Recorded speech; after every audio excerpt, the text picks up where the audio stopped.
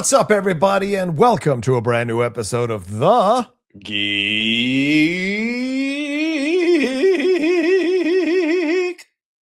Buddies. Hey! Oh. You know, when Shannon doesn't join us, I need to get a fake beard I put on and take off my glasses to do his buddies part. I think that'd be the right way to go about it. But yeah, we are here to talk about all things going on in the world of geekdom over the last few days. Thank you all so much for joining us. We're going to get into some Star Wars news, some Marvel news, some upcoming movie news, and we're going to have our spoiler review for the finale of Night of the Seven Kingdoms. And I'm sure other stuff is going to pop up as we go along talking about things here on the Geek Buddies. But let's introduce ourselves for those of you who might be new. I am John Rocha, writer, producer, and host here on the Geek Buddies. I am Michael Vogel, writer and producer of animated TV shows, movies, and video games. And as I said, Shannon McClung is not joining us this week for this particular show. He's a busy man, y'all. Yeah, he is a busy man. That Shannon. Busy little man, working all kinds of angles. Just buzzing around LA in his little mini car. I just picture everything he does as just a little bit smaller than everyone else. So I feel like he's like, hey guys, I gotta go to work. And he like hops in and he's got his little mini cup of coffee and stops at Dunkin' Donuts for some mini donuts. I don't know. Just got it's a whole thing that goes on that is not tied to reality at all, but that's the way I picture things. How is his helicopter on the pit? Do you think it's a smaller helicopter? It's like, and then it lands and he's like, hey everybody. Like, I like it. I picture him like walking, I picture him going down that escalator at the endless escalator at Universal to get to the Jurassic Park area. But I figure people can't see him as he's going down because he's so little and he just waves. He's got a giant cup of coffee and he's like, hello, how you doing? Good morning. And he just kind of goes down. Like that's just, oh my God. That's how I picture things, guys. He's going to listen to this and just get real mad at me, but it's fine. I'm just telling you what goes on in my head. And I'm only laughing to make him happy, Shannon. I'm not laughing because I really think it's funny. Anyway, we got so much to get into here on this show aside from Shannon's stature. Let's get into the first big thing here, Michael, because this is a kind of a interesting situation that popped up here. Tom Rothman, the CEO of Sony Pictures here, was on the Town podcast with Matt Bellany talking about things that are going on with Sony Pictures. If you haven't watched this or listened to this, it's a very passionate interview. He's a very passionate guy. But he was asked about the Spider-Man situation. This is the actual back and forth. Where are we in the Spider-Man franchise? Not the animated Spider-Verse. Is the larger Spider-Verse dead? And Rothman replied, no. Are you going to go back to those at some point? Rothman confirmed, yes. But it'll be a fresh reboot? Yes. New people? Yes. So it sounds like from these confirmations from Tom Rothman that we are not done with the Sony approach to the Spider-Man universe. Michael, this opens so many questions, so many things up for questioning here in terms of their approach. Are they going to bring a Spider-Man in? Are they going to keep going down the path that they were going down before, but just bring in better creators? What are your thoughts on all this, man?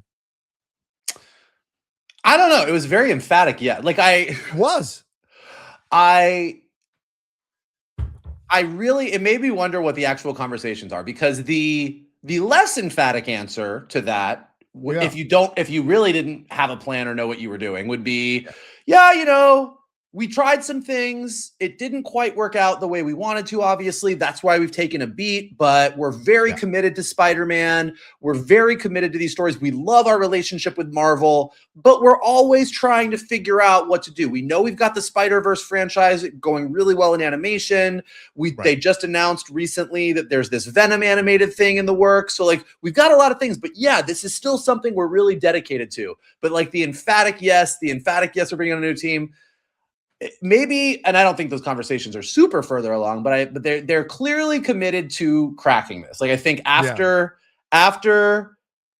Craven, when they just said, all right, we're out, we're calling the ball, we're not doing this anymore, I think most of us breathed a sigh of relief. Yes. And said, thank God, please stop.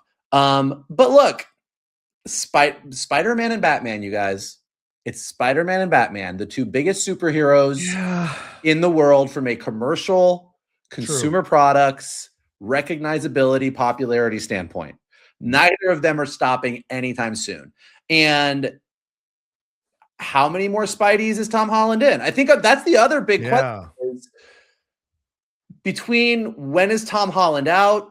Is a Miles Morales going to become a part of the MCU? Is a Miles Morales not going to become a part of the MCU? If Tom Holland is out, there's a lot of, we're at sort of a point with Marvel where what Spider-Man is in that universe could be changing in the next couple of years. We don't know. Right. And maybe Sony wants to capitalize on that and say, this is our moment that we are going to kind of re-own Spider-Man. And like what's happening now is to anybody who, the reality is no matter what studio owns what, Marvel makes the best Spider-Man movies. And even though Sony is making the Spider-Man Marvel movies, they're very firmly placed in the Marvel universe with a Marvel sensibility, with Marvel characters. So Spider-Man lives in the Marvel universe. And anytime Sony tries to do something that's outside of that, they fail.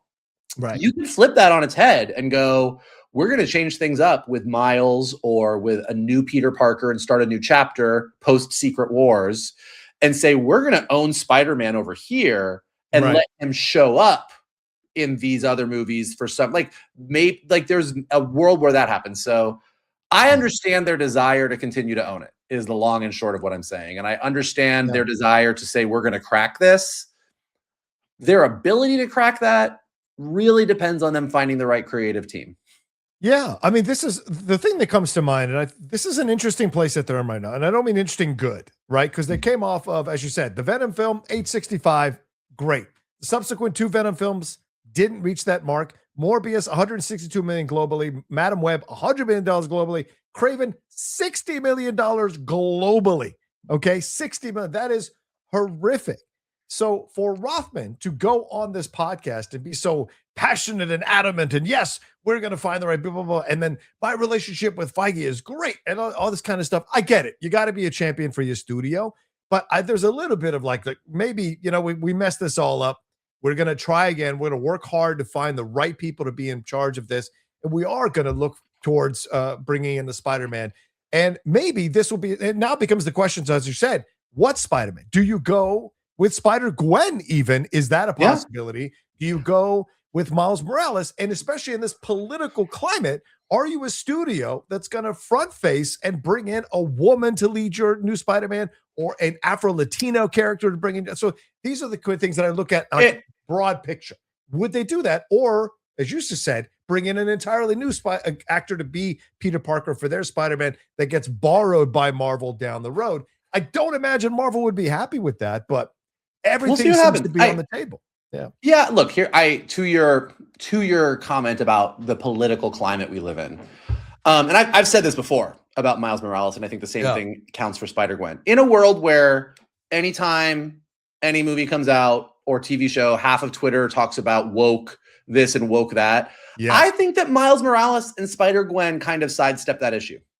Okay. I think, and maybe I'm just naive and whatever, but I think most people, you're always going to have some people that are going to jump on that bandwagon no matter what. But Miles Morales is really popular.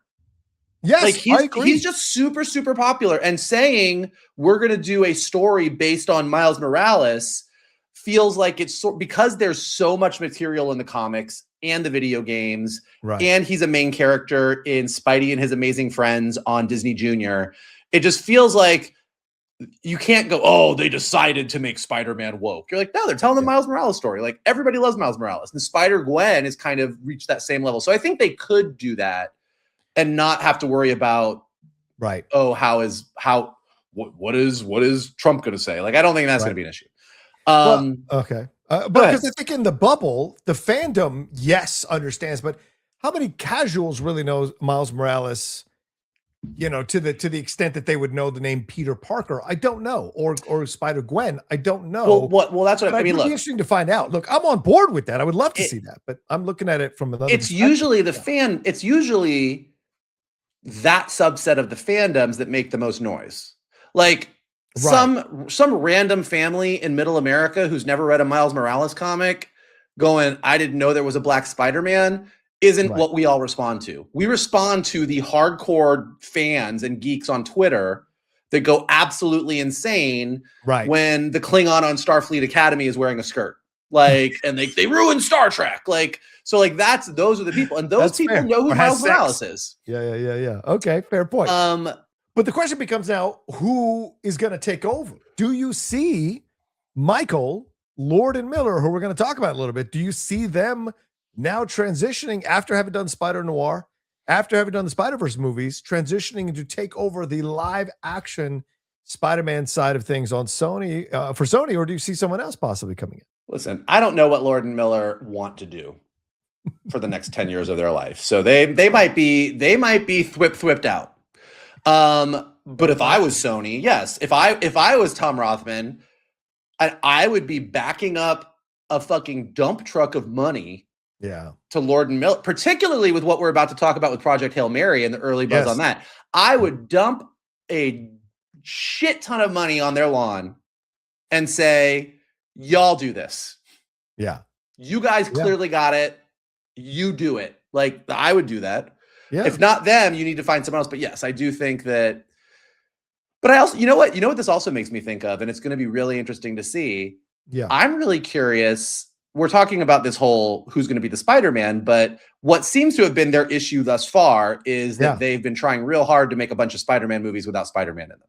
Right. Now, if they just say that's not what we're doing anymore and fuck it, we're making Spider-Man movies, that's one direction to go in. But I'm really curious to see how Clayface does over in DC land. For DC, right? Yeah, for DC. He's a DC character, John. You said I know that. The only reason I say it is because Clayface, DC is trying to do with Clayface what Sony has failed to do multiple times now, which is let's take a villain. Yeah. Make an entire movie about them and not put the hero in it. And I think based on the Sony experiment, most of us are like, yeah, that just doesn't work.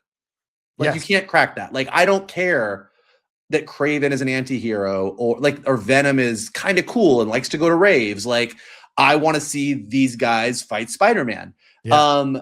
If DC comes out with a Clayface movie and that movie just rocks, we're like, fuck, that was amazing. And I didn't even miss Batman. Then it proves that that's possible and Sony just fucked it up. If Clayface comes out and people are like, that was cool, but you kind of make Clayface the hero to make the story work, or I didn't like this, or this was good, and I kind of just want to see Clayface fight Batman, it kind of just then will prove the point of like, don't build movies around these villains. I just don't think Joker 1 really worked, but like Joker 2 certainly didn't, so stop doing this. Yeah, I just don't want to see them repeat the same patterns and go like, we can get it right this time. Like, I just think this is a mistake. People will not be 100% on board with this if they just kept walking the same path. They're just going to bring in new creators. And especially because the same people are still in charge. Tom Rothman is still in charge. The same people are still in charge of the studio. So why do I believe they're going to be able to pick the right people to take this forward if they're going to walk the same path? I hope they're opening the door to a Spider-Man and bring these villains in, because I know that's what irritated people the most, was that at some point you have too many anti-heroes and there's no villains. So what's the fucking point? And so I think this is where they have to kind of clarify what their path is going to be when they know it. And I have to believe they're having conversations.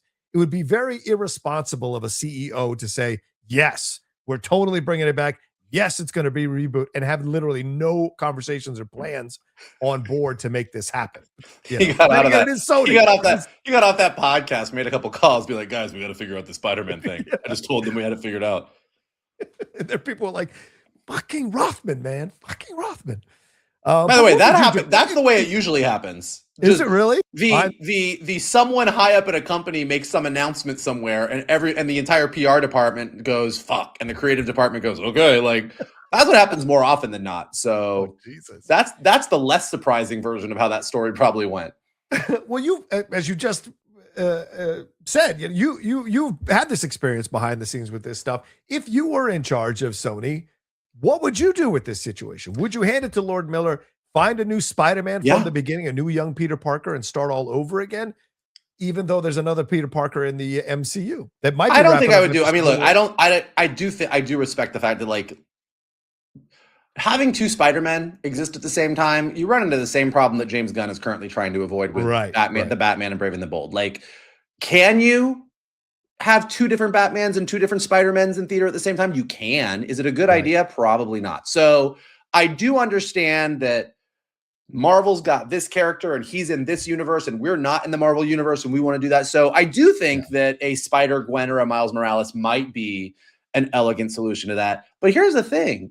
Yes, like I already said, I would dump all the money in the world on Lord Miller's lap and say, please do this for us. But also, to your point about you do this with all these villains and then you have a bunch of anti-heroes and no villains, Spider-Man's world is rich and there are a ton of interesting characters. And although I doubt that all of them sustain themselves in the absence of a Spider-Man, if you were smarter about your plan and you built a bigger connected story from the get-go and said, this is how we're going to craft this. There's a world where that works. Like we're about to watch Spider Noir and we're all genuinely excited about it. And there's no Peter Parker in it. Like we've opened up the worlds thanks to the Spider-Verse movies. And I think where Lord and Miller are successful, as opposed to, in addition to just being really, really good storytellers,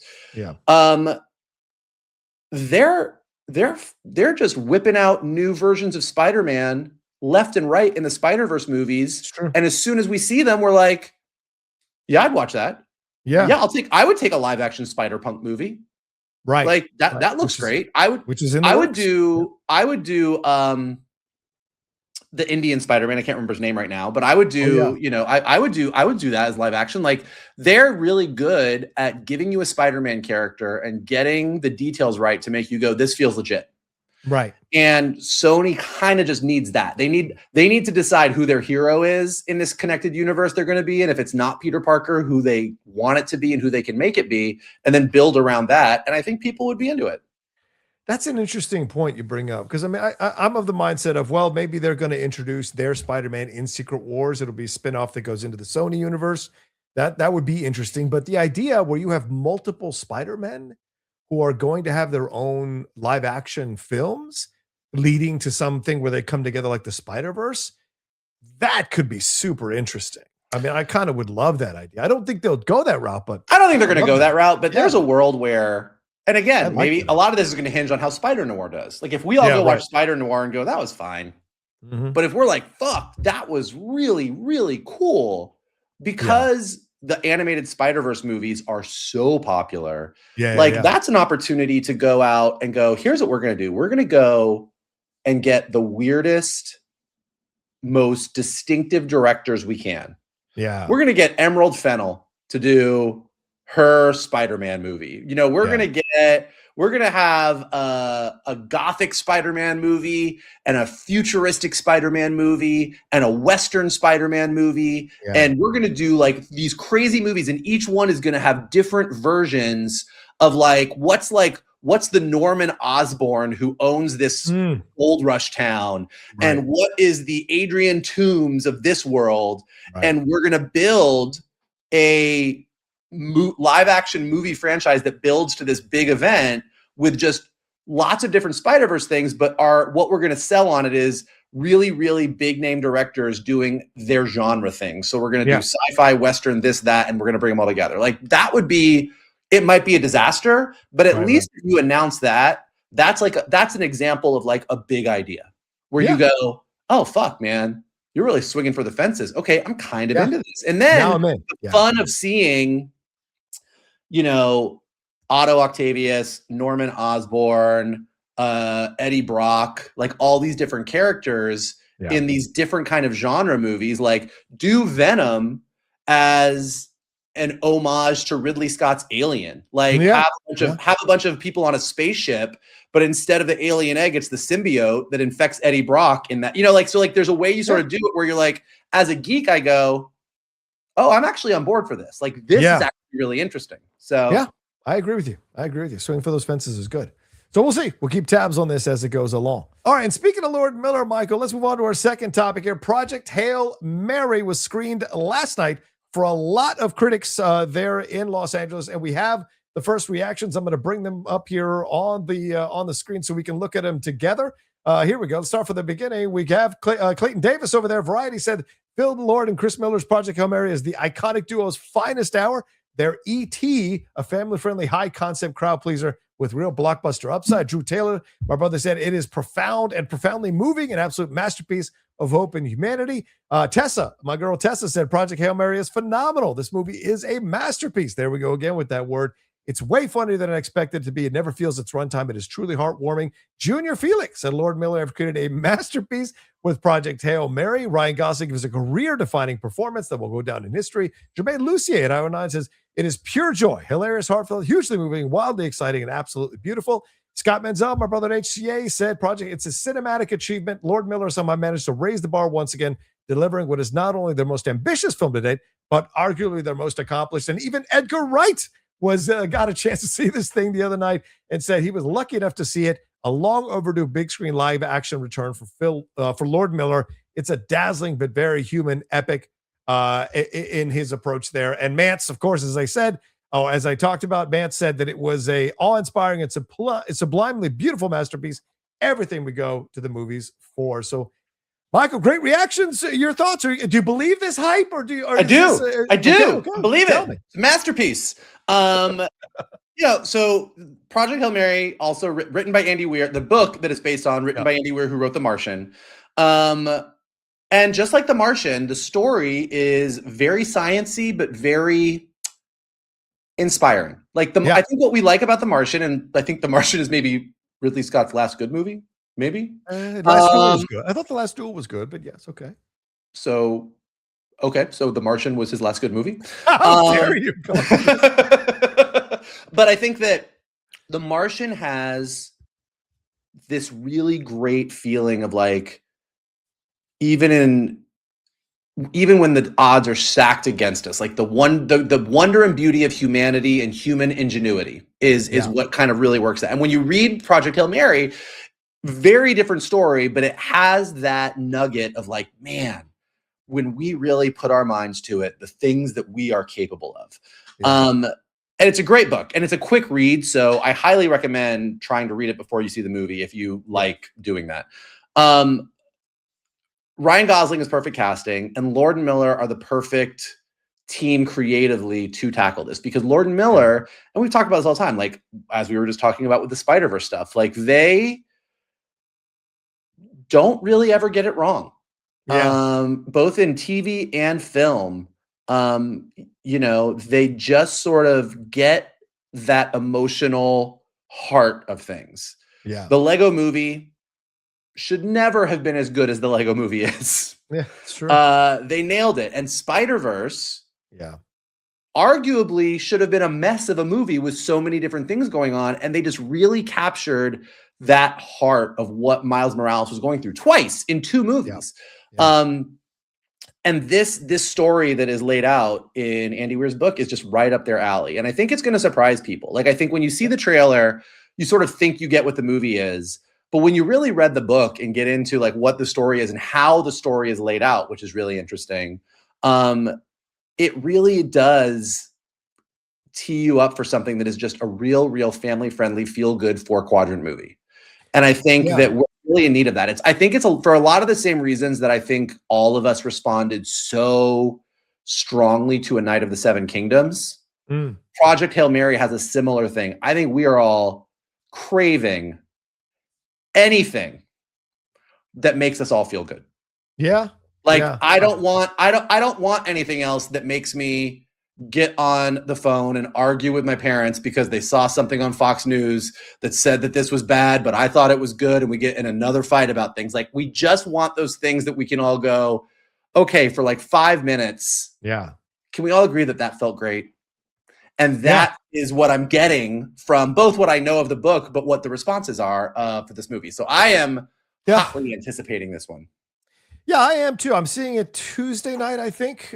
So I'm very excited to see it. And the thing that gives me hope is when you look at these reactions, these are not the standard critics that get invited to the first wave in terms of you feel like, oh, they're just saying this stuff because they want to keep their contacts, or they want to keep being invited.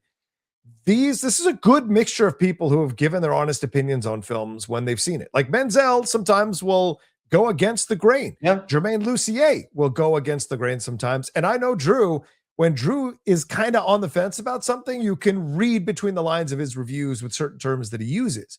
So I think that, to me, the fact that it is universal across the board from people who have been known to occasionally go against what everyone else is saying on a film, and they're all on board with this, that gives me a lot of hope. And as you said, I think we need a film that gets us to go in and like turn off all the shit going on outside.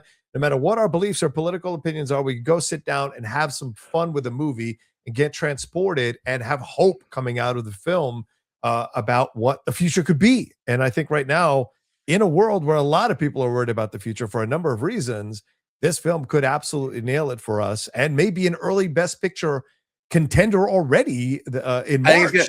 I'm gonna. Not only am I going to go out on a limb and say I think this movie is going to be a huge hit and make a ton of money, I'm going to tell you right now that I bet it's going to be one of the 10 movies nominated for Best Picture. Yeah, and it might even be one of the odds-on favorites. Yeah, I'll go even farther with you. It might even be one of the odds-on favorites by the time we get to the Oscar campaign season for 2026. Because I'll tell you what, the last time that I used the word masterpiece, I just realized as you were saying it over and over again, the last time that I used masterpiece in a tweet, I believe in reference to a movie, I believe was Across the Spider-Verse. Yeah. Oh, interesting. I think I came out of Across the Spider-Verse and was like, that was a masterpiece. Like that was cinema. So the fact that masterpiece has been thrown around like it just came out of your mouth like 12 times. Yeah, from there. Yeah. I think that I'm putting solid bets on this one to be by the end of this year, this will probably be in my top 5. I'm gonna guess right now. God, I hope Watch me see this movie and absolutely hate it. I'm gonna hate it. No. I'm gonna come up and be like, well, what a piece of shit that was. Didn't even like that rock alien. So we'll see. We'll see what happens. And the review embargo is not up till the 10th. The social media reactions clearly are available. So, but I will have mine, of course, out of theater reaction that night. I can't wait to see it. All right, let's move on to some Star Wars and Marvel stuff. This is an interview that just happened in Variety with Josh D'Amaro, talking about stuff going on with Star Wars and with Marvel. Let's get to his first stuff, what he said about Star Wars here in this conversation, in this interview. And it was written out there that there's a sense that Sean Levy's Starfighter is more likely to satisfy Star Wars fans when it hits theaters next spring. Sources who've seen footage praise Ryan Gosling's performance and suggest Levy has captured the franchise's spirit of fun. However, as you see there, the Mandalorian Grogu, Disney staffers are concerned the unconventional 36-second Super Bowl spot for Mando and Grogu failed to spark excitement. So let's just talk about that section and then we'll get to the Marvel stuff. So, Michael, this seems very clear what everyone else is feeling as well, that the Mando and Grogu rollout, they're nervous behind the scenes as well. They're seeing the reactions to it, but they feel like where they're really starting is with Starfighter. Does this start to feel now like Mando and Grogu is something like the Disney Marvel series? They have to get through the series to get to this other stuff. Is this starting to feel like that to you? Maybe. I mean, it's a really great article. Not an interview, but an article, because they didn't interview him for it. They just it's all about Josh D'Amaro taking over and what it's like stepping into Bob Iger's shoes, and is he going to do a better job than Chapek did for his brief stint? But it really is talking about the challenges that he's going to be dealing with, and in running Disney. In conjunction with Dana Walden, like they've got the Star Wars issue and then the Marvel issue. And I do think that reading between the lines of this article, it's like everybody knows that they might not have it with Mandalorian and Grogu. And that might not mean they think the movie is bad necessarily, although I still wager that I think that there's a lot of concern internally about how they're marketing this movie and what this is. Which usually, it's like last week when we talked about the Toy Story 5 trailer. Yeah. That Toy Story 5 trailer came out. Yeah. And one of the things that we talked about that was so great about it is that trailer they knew exactly what this movie was. Yep. They knew what this movie was. They knew how to tell us what this movie was. And you were like, I got it. Woody is old. He's got a bald spot. Tech is coming in. I understand how he came back into the group. Like, it just framed everything up that allowed us to get excited. And even though the last trailer for Mando and Grogu that just came out did more of the work we're all still a little bit like, all right, so he's Yeah. fighting the Huts and the Empire and some, or like we're still trying to suss it out.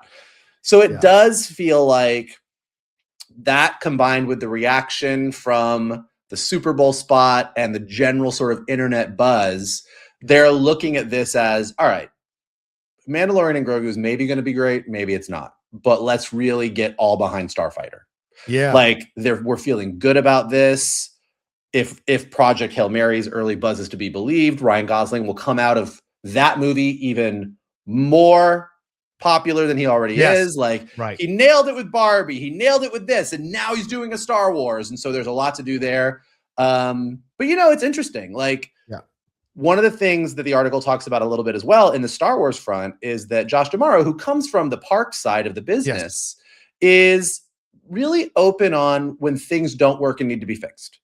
And Millennium Falcon Smuggler's Run, he was recently in an article talking about how, like, people like that ride, but they don't love that ride. And that ride's getting a whole refresh to go along with the Mandalorian and Grogu coming out. That's going to be Mandalorian and Grogu themed. But along with that, it's a admission that something's not working and a how do we make this better? And if he can take that perspective and move it to going and sitting in a room with Dana Walden and some other people and being like, look, people like Star Wars, but they don't love it anymore. How do we fix that? Like, that's what we need. We need someone who's not going to throw the baby out with the bathwater like Twitter does and just be like, well, Star Wars is dead. Great experiment. We finished. That's it. It's like, look, you've got this thing. You've got to figure out how to make it work. And so it'll be interesting to see where they go from there. But yes, it does seem like they're more excited for Starfighter than Mando. Yeah, and it's not I would say that it's not an envious position to be in. Like, he's coming in when a lot of these properties and franchises and IP that Iger bought during his 20-year reign with the couple of years that Chapek was in charge, on the downturn. You've got a Star Wars franchise that's struggling. You've got a Marvel, we're going to talk about that in a second, a Marvel franchise that really needs to hit it out of the park with Doomsday. And you've got an Avatar franchise that just did the worst of the three movies box office-wise, $1 billion less than the previous installment, and was beat out by Zootopia 2. Yeah, its own film, but still was beat out by Zootopia 2. And so these are the Avatar doing $1 billion less is a little bit like when a movie has made $1.5 billion. I don't think anybody's looking at that as, well, that one's dead in the water. Well, it's struggling. The fact that they're even speculating whether they're going to go forward with a 4 and 5 because of the box office results of Avatar, that tells me there is this feeling that it didn't quite nail it. And should they go forward with a 4 and 5, or should they wait? I don't know. That's ridiculous. All right. We'll disagree on that one. The Marvel stuff, let's read what they compiled here. Disney execs are reportedly pleased with what they've seen from Avengers Doomsday. Sources say the film division doesn't believe the health of the MCU hinges on any single title. That's cute. Rival studio heads have also, according to the report, rival studio heads privately predict Doomsday will be the year's highest grossing film. Way to go out on a limb there, guys. So your thoughts on this, Michael, because in the article, it also speculates that right now it feels like Marvel is a little bit of a brand in trouble. So what do you think about their feelings on this? Well, I think this is what I was talking about, is that, Josh D'Amaro doesn't go like his reputation is twofold on the park side. One is kind of knowing what park guests want to see. Yeah. Like kind of looking at something and going, this is good, but like, this is what the expectation is. This is what, when a park goer pays that $200+ to get into the park and comes to the new Disney Villains Land or the new Cars thing or whatever, this is the level of experience they want. And he kind of has that understanding of things. Yeah. And he also, like I said, he's not looking at Smuggler's Run and going, well, that ride sucks, we should rip it out. Yeah. He's going, look, the Millennium Falcon is great and iconic, and there's stuff that's good here, but it doesn't fully work. And I think that's a great attitude that a lot of people in Hollywood don't have. So it's we ruined Star Wars, we oversaturated it, and it's done. The fans don't want any more. That Marvel is in trouble. It's finished. That's real. That's great for a tweet that's going to get retweeted a lot, but that's not actually realistic. What's realistic is we do like these brands, and we like them when they're good, and we don't like them when they suck. And so being able to come in and go, what is it that people want? Really? Why isn't this working? Why didn't we like it? Like, and there's, we talk, oh, well, it's superhero fatigue. Oh, they didn't want to do the homework. Oh, it's this. Oh, it's that. Oh, there's confusion. But when something shines, it shines really well. Like we talk all the time about how we think Marvel's in trouble. Wonder Man came along and we were like, that was fucking delightful. Yeah, you're right. Yeah. We talk all about what doesn't work in Star Wars, but we all think Andor is one of the greatest TV shows that has come out in the past decade. Yeah. So when it works, it works. And so being able to come in and go, why? So if, in fact, on the Star Wars front, and then Marvel will be the same thing, like if Mandalorian and Grogu tanks, I don't think it's going to tank, but let's just say it does not perform. And then Starfighter comes out and does great. You got a really good test case to go, okay, why did the fans not like this one? And why did they like this one? Right. And I think looking at Marvel the same way, saying, look, one movie does not make or break the Marvel franchise. The Marvel franchise is big and vast and really, really, really strong. And if Avengers Doomsday doesn't perform to the level that they would have hoped that it did, it's going to make a ton of money. It's an Avengers movie and the X-Men are in it. So like, it's going to make money. But if it doesn't perform to the degree that you wanted it to, as opposed to going, well, Marvel's done, go, okay, like what was it that the fans really didn't like? And that's hard to suss out in the social media age because everybody has an opinion. So having to sort of do that litmus test and go, what really didn't work versus what Twitter is raging about today is a hard thing to figure out. But if you can figure that out, then you can build your winning strategy. I think it's fascinating when you look at the article too, because like they make it very clear near the end of the article that he has no film and TV experience, Josh D'Amaro. And that is going to be interesting how much he leans on Dana Walden.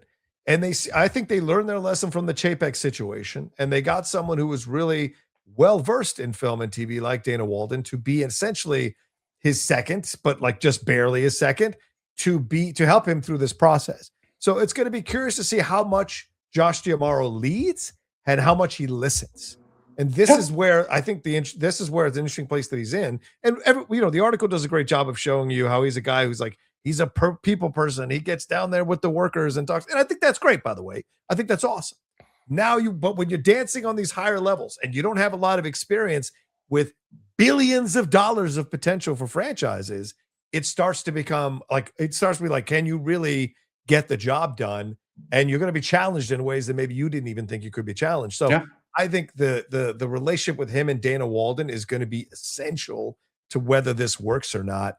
And the decisions they make are going to be, looked at very strongly to see if they work or not. And they're going to be questioned all across the board as it goes along. So it's going to be fascinating to see what they end up creating. But I do have hope. Everything I've read about D'Amaro and everything I've seen with interviews with him, he seems like a very intelligent, capable guy who can roll with the punches. And as you said, he looks at the thing and goes, okay, what's not working? Let's fix what's not working because we have good bones here. Let's figure out what is turning people off and how to make that a positive instead of a negative. So it'll be, what more than Star Wars and Marvel, which obviously we talk about because we're the Geek Buddies and that's what we talk about. When Bob Iger took over, he made the really smart decision, and the article mentions this, of like, I think what's going to make us survive is IP. Right. Like he has that famous story about he took over as CEO and he went to one of the Disney parks and he was watching the parade and all of the Disney characters that were in the parade were like 50 years old or something. And then it was like all the Pixar characters. It was like Woody and Buzz and Mike and Sully and whatever else. And he was like, oh, Pixar has the more popular characters. And that's kind of what led him to go heal the Pixar thing and ultimately buy Pixar. Then he bought Star Wars and he bought Marvel. And that is a large part. And then he bought 20th Century Fox, which ultimately brought Avatar over. So like ultimately a lot of Disney's box office strength and where Disney is strong, where a bunch of other studios are struggling in this new modern era, is because of the level of IP they have. And that not only did they bring the Pixar characters in, but they brought some of that Pixar leadership over to Disney Animation, which gave us the Frozens and the Wreck-It Ralphs and the Zootopias, which just made billions of dollars. So that choice of IP was really smart. Josh D'Amaro is entering an era where, and Dana Walden, but they're entering an era where the entire entertainment industry is a big question mark. Yes. Because of streaming and because of which studio or streaming service is going to buy this other studio and all of those things happening. Yeah. But with people not really watching traditional television, with most streaming services barely breaking even, and then with AI coming in and just blowing the doors off of absolutely everything, we're about to enter an era where like literally nobody knows what the entertainment industry is going to look like in 5 years. Yeah. So weathering that and embracing new technologies, but using them in a way that is still artist friendly and allows creators to create, like there's a bunch of things there that he's going to be dealing with, things that Iger never dealt with, that Chapek didn't have to deal with, that Eisner didn't have to deal with. So it's sort of like a crazy new era, and Disney is well positioned in a lot of ways, but also could fail harder than others if they don't get it right. Yeah, this is why I think this is going to be so interesting to monitor and watch as this goes along, because it's a hell of a challenge that he has taken on, but you do feel like he can survive. Him and Dana Walden can somehow survive this and bring these brands that are a little damaged back to prominence. And that's going to be fun to see if they get the job done. Because that's all we really want. Yeah. No one's cheering against them, right? Yeah. We want to be happy. Yeah, exactly.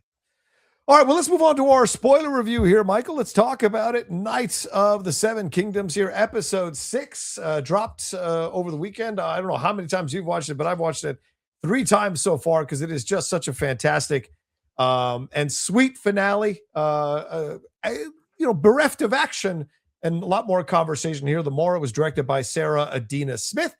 We do see the opening of the episode with Dunk there, beaten up Baratheon, talking to him and telling him to stop hero worshiping the Targaryens. They're not, and he's actually happy that Baelor is dead, which is an interesting kind of emotional thing for us. He gets called in to talk to Maekar. Maekar talks to him about, hey, listen, Aegon wants to squire with you, but you're going to have to do it under our auspices at our castle. He turns him down, and then eventually runs into Fossaway as well and has a conversation with Fossaway, and now he's married to one of the concubines because she slept with him and got pregnant apparently overnight. So it's an interesting moment. But poor guy. Eventually Egg does say that he's going to squire with Dunk, and it is behind Maekar's back. So that's going to lead us into something interesting in season 2. But Michael, your thoughts overall on this episode and what stood out to you, what worked for you, what didn't? My favorite thought is that picture of Egg that you just put up made him look like his Westeros album just dropped. Not that one. The first one. This one? That outfit. Yeah. That outfit.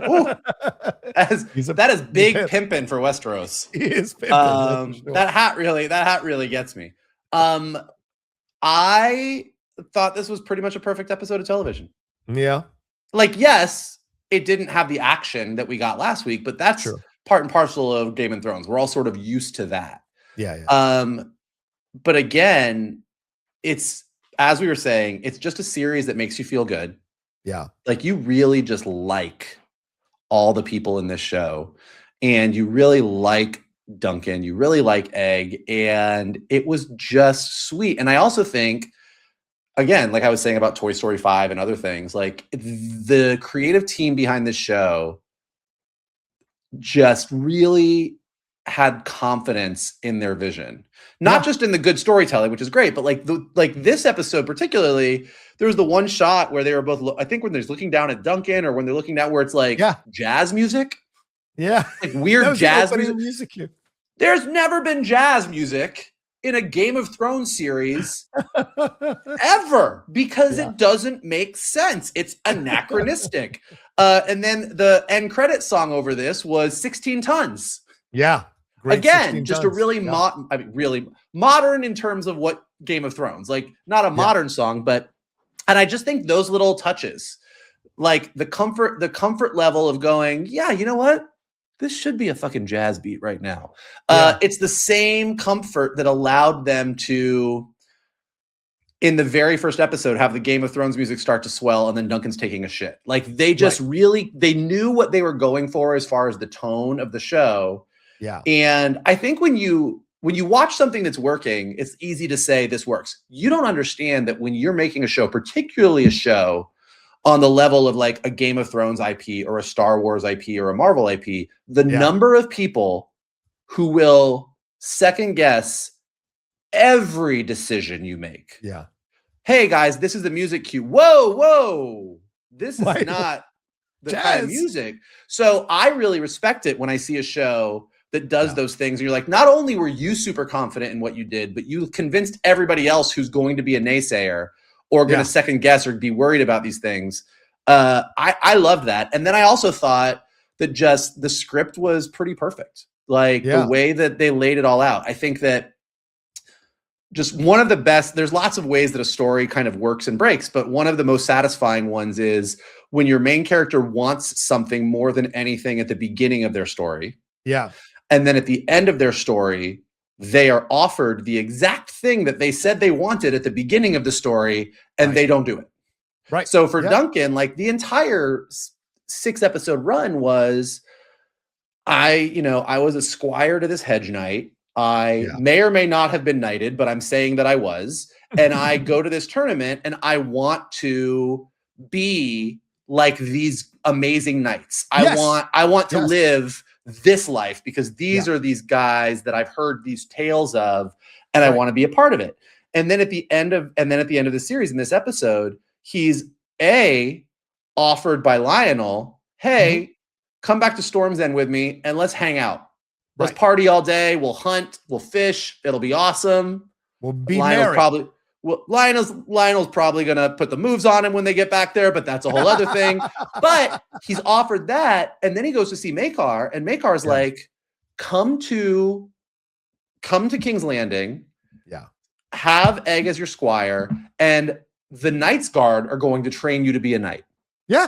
Like, it doesn't get better than that. It's a great offer. Like, you went from Arlen of Penny Trees, drunk ass, speaking in tongues while you slept under a tree to being trained by the King's Guard of Westeros. Yeah. And he doesn't do it because he's who he is.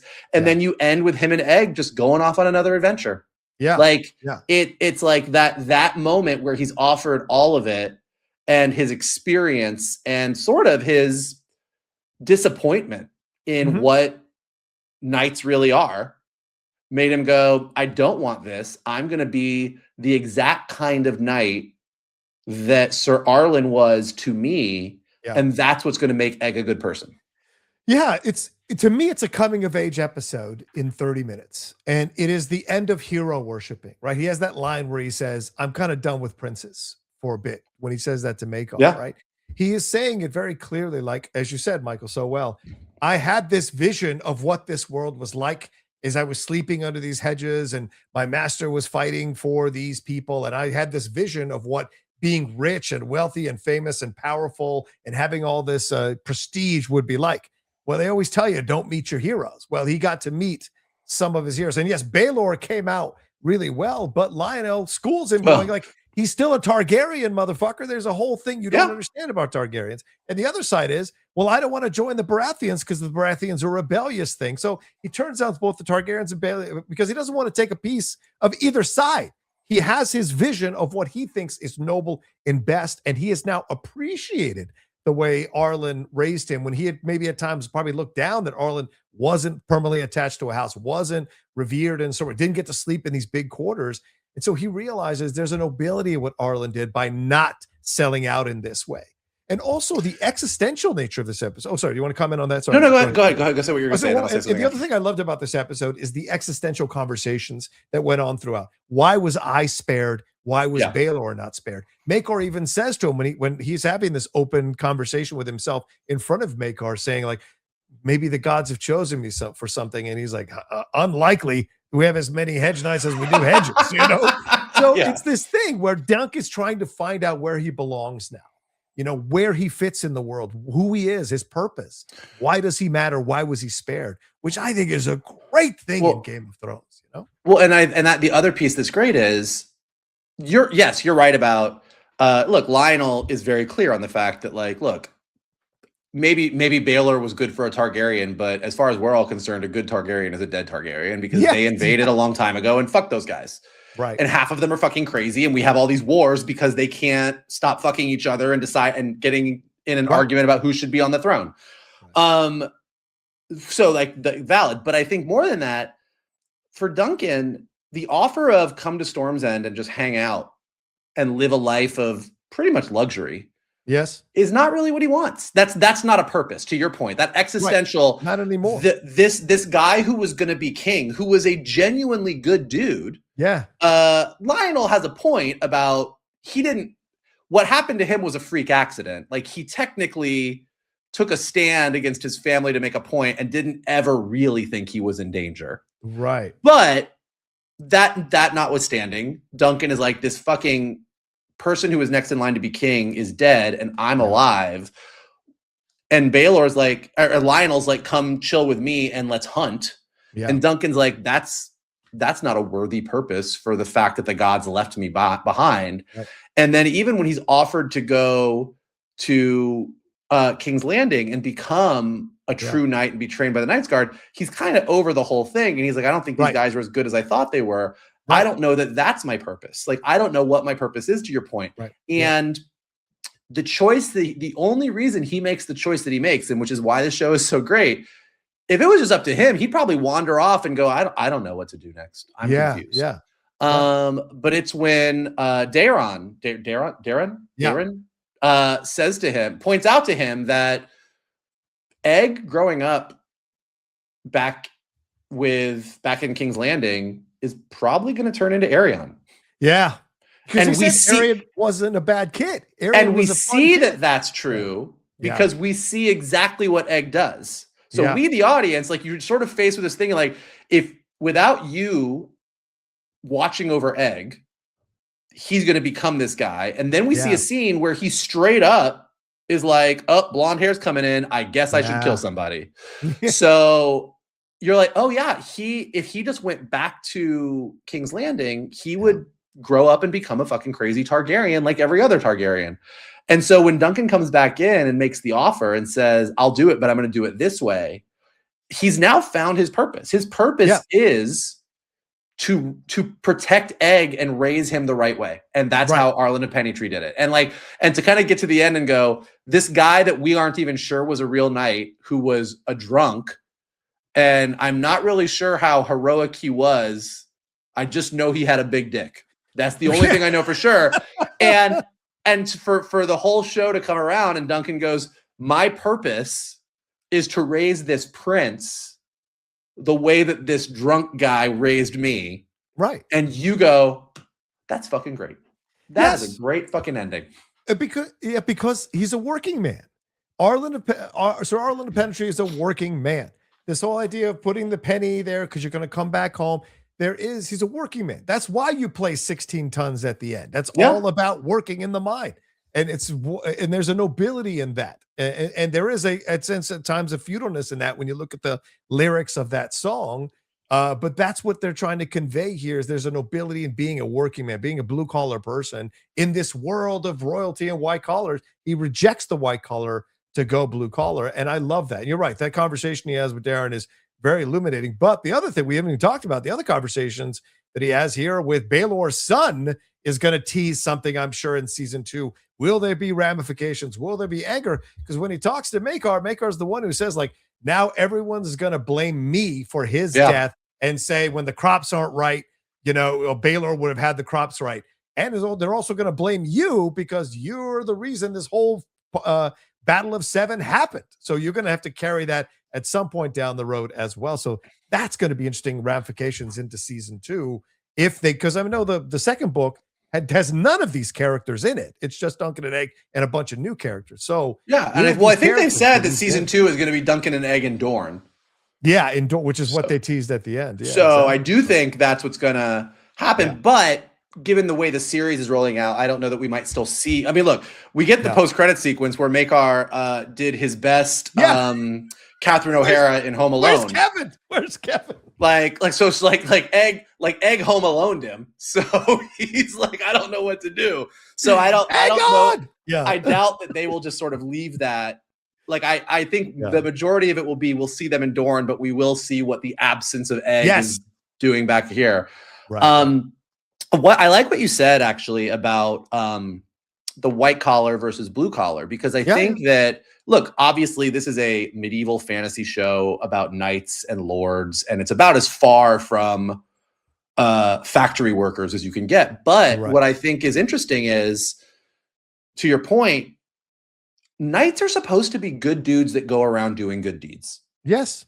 That's the idea of what a knight, like when we say, what is a knight? A knight is a heroic figure who rescues damsels and does whatever you would say a knight does. Yeah. But in Westeros, defends the defenseless. In Westeros, all those knights are knights because they're rich. Yeah. You come from a rich family. Yeah, they're all, I mean, yes, they are. They're all Nepo babies. Yeah. And so to have Sir Arlen of Pennytree, who is as not that as you can come, and in a lot of ways is presented in the least knightly way possible. Yes. Like, we are presented with this guy who is more or less a joke. Yeah. Like, he speaks in tongues. He's drunk. He looks like he dies, wakes up to finish his story. Like, he's just like, but the one thing that he does that is knightly that we definitely see is he comes out and rescues Duncan. Yes. Right. He looked like he was half drunk when he did it, but he sure as fuck came out of there and defended someone who was defenseless. Yeah. And that's a hell of a lot more knightly than most of the knights that we see in these 6 episodes of television, who are way more focused on their standing or their armor or, getting ahead, double crossing Duncan so that they can get ahead in Arion's. Like, there's so much wheeling and dealing and like all of that more Nepo baby, to your point, stuff. Right. So yeah, like to get to the end of it and Duncan go, oh, the kind of knight that I want to be is this blue collar, ridiculous guy who raised me. And I'm going to take a prince and raise him to be that kind of knight. And I think in our current world with everything that's going on with the economy and class struggles and the super rich feeling like the super rich get away with everything, that's really appealing to us. Yeah, you're so right. And I think it's why that moment where Arlen peels off as they're riding away Duncan Egg. Great moment. It's essentially saying, I've taught you everything I can teach you now. Now it's your job to take on this guy and do what I did for you. This is your final lesson to understand that there was value in how I raised you. There was value in how I did things. And you now understand the value of it. And now you're going to pass that on to Aegon. It was really great. It was such a great ending, for the show. I thought it was really powerful and moving. But one last thing, we got to talk about our boy. What are we going to do with Fossaway? What's going to happen with him, man? I mean, this was beautiful stuff. He bought his horse back for him, and then he regifted it, but Dunk regifted it back to him because he wanted him to live in the orchard. But now he's got the concubine; she's pregnant. Like, I hope this isn't the end of Raymond Fossaway. Listen, I hope they find a way to bring him back, man. He needs a friend. Props to that concubine. Yeah, she just pretty womaned herself into the lap of luxury in Westeros. You're a knight now? Let's get married. Like, oh, you're a knight? You got me pregnant. Okay, I guess we're married. Cool. Let's go home, babe. Like, good on her. Good on her. No, I mean, I think it's interesting. You're right. Like, it does seem, and again, I've not read the books, but yeah. And this is a great problem for a show to have, that if the next season is really majority Duncan and Egg and Dorne with a whole new cast of characters, we left these characters behind that we genuinely like and would be more than happy to see more of. So that's a great problem to have, is that if we get to it and we're like, oh, I love all these new characters that we're meeting, but what's going on? What's going on with Fossaway and his new wife? Like, that's a great problem. The other thing we should mention, because we were discussing it on the text, is we've been debating a lot about whether Duncan got knighted or not. And it looked like I had been vindicated and Shannon was wrong, because I took Arlen's shrug in that episode as proof that he indeed was not knighted. But the showrunner did come out and say specifically that George R.R. Martin asked him to keep it vague and never answer the question. So that even when Duncan asks Sir Arlen in this episode and says, why did you never knight me? And it straight up looks like the dude just died and then wakes up and says, I got to finish the story.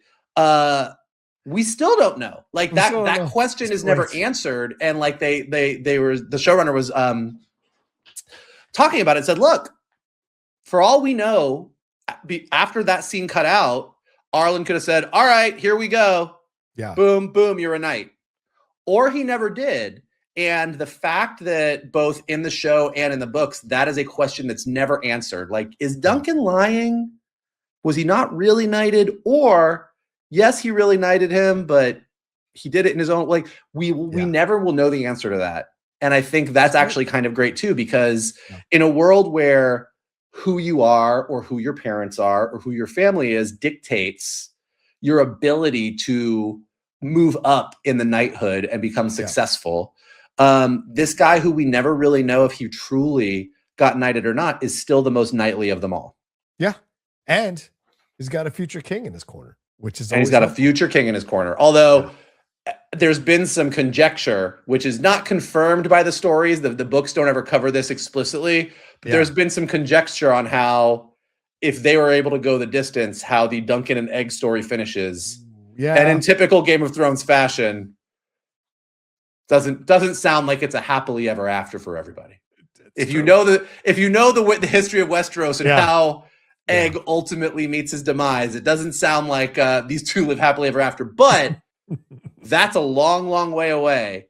And we got a whole bunch more adventures with Duncan and Egg before we ever have to deal with that. And I hope we get all of those adventures. And George is claiming that he has 12 stories he's never written about Duncan and Egg, which I'm like, well, okay. Most people on Twitter are saying that when Sir Arlen looks like he dies and then wakes up and says, you can't die without finishing the story, that is indeed the creative team of Knight of the Seven Kingdoms pointing out to George R.R. Martin that he's doing a whole lot of other things when he should be finishing the goddamn story. Like, apparently there's a West End production of Game of Thrones that's in development now about the Mad King, Daenerys's father, Aegon's Aegon's grandson. So like that's going to be a thing. Like, we've now got this, we've got House of the Dragon, we got all these things. There's another Game of Thrones show that's in development. So George R.R. Martin's very busy when he should just be finishing that goddamn book. And I'm going to officially say this because I know you guys go to plays all the time. If you'll go to, I will absolutely 100% go to that. So if we're setting that up, count me in. Ticket, flight, hotel, what have you. So let's wrap up by saying this, Michael. What are your overall thoughts on season 1 as we walk away from this Game of Thrones season, from Sarah Dina Smith and Ira Parker here, who are pretty much the people they interviewed after every one of these episodes? I think it's a perfect season of television. Yeah. And I think much like when season 1 of Ted Lasso came out during the pandemic, this was just the shit. Like, the energy of this show is like what we all needed. I think I think it would have done great no matter what, whenever it came out. But I think particularly at this time, we just needed something that was like as affirming as this show was. Which is not what we usually go to Game of Thrones for. So good on them. But yeah, this show just feels great. I know Shannon, I sent him, the score for season 1 is out now. You can download it on Spotify or iTunes or whatever. But like, man, I was just walking to the coffee shop yesterday morning and I popped that music on, and it puts you in the right headspace. Like, it's a perfect season of television. And I'm also thrilled that, given their production schedule and how short the seasons are, that we're getting a season 2 next year and not in 3 years. Yeah, agreed. I think this has been just like Wonder Man. This was a fantastic discovery. Sometimes brands hit ruts or hit bumps or start to go down, and then something happens and some piece of entertainment from that brand or that franchise or that IP pops up, and it makes you fall back in love with the potential and the hopefulness of the brand. And I think this absolutely did that. It's exciting. It's a great next step. And I hope I think Vulture in their review when I was reading it the other day said, like, there's a lot to cover in that second novella. And the reviewer was saying, I hope they increase the frequency of the episodes, the amount of episodes, but not the length of them. Because the concise nature of these episodes, I think, was the secret gift of why this was so good. And at a time when so many of us feel like movies are a little too long or episodes are a little too long, to see this be able to deliver the punch that it delivered in only half an hour episodes, I think is amazing. So I hope that's what happens here going forward. And these two guys are just fantastic. Keep them together forever, man, because they're so good. Even offset when you're watching them in interviews, their chemistry is just so great. So I can't. Yeah, I mean, look, Duncan really getting confused that there's 9 kingdoms and not 7 kingdoms at the end. Like, the chemistry between the two of them was just to it. Like, there's that perfect, like, 9 kingdoms. What? Like, it was perfect. Yeah, agreed. All right, well, there you go. That's our episode of the Geek Buddies. Thank you all so much for joining us. Michael, what do you have to tell these wonderful people who are watching or listening to us? If you would like to follow us, you can do so on Twitter at geek_buddies, on Instagram at _geek_buddies. If you would like to follow Mr. Rocha, do so at The Rocha Says. If you would like to follow me, you can do so at EpKTune. You can also smash that like button below, subscribe to Johnny's John Rocha page, check out all the amazing content he's got there. Leave your comments below. Where do you think Star Wars is? Where do you think Marvel is? Are you excited about Project Hail Mary? Are you excited about more Spider-Man movies? And what did you think of Night of the Seven Kingdoms? Let us know in the comments below. If you're listening to us on a podcast, leave us some stars and comments so we go up in the rankings and more people can find us. And as always, the best thing you can do is retweet this video, post it on your social, send it to your friends, and tell them to hang out with your buddies, the Geek Buddies. There you go. All right. Thank you all so much. Look for us to do an episode later on in the week here, and we'll talk to you next time with another brand new episode of the Geek Buddies. Hey!